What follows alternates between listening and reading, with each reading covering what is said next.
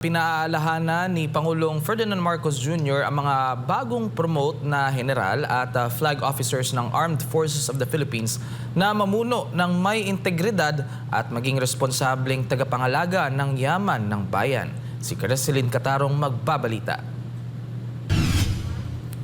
Pinangunahan ni Pangulong Ferdinand Marcos Jr. ang oath-taking ceremony sa Malacanang Palace nitong Miyerkules para sa 37 bagong na-promote na general at flag officers ng AFP, gayon din ang nag-iisang commission graduate mula sa Foreign Pre-Commissioned Training Institutions. Sa kanyang talumpati, muling pinagtibay ni Marcos Jr. ang pangako ng pamahalaan na itaguyod ang kapakanan ng mga kawani ng militar, kasunod ng paglagda sa 6.793 trilyong pisong pambansang budget para sa fiscal year 2026.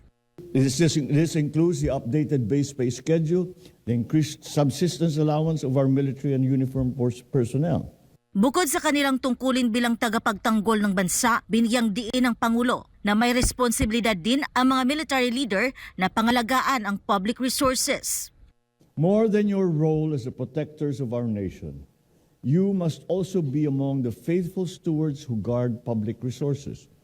Be among those who ensure that every peso translates into capability, preparedness, and integrity.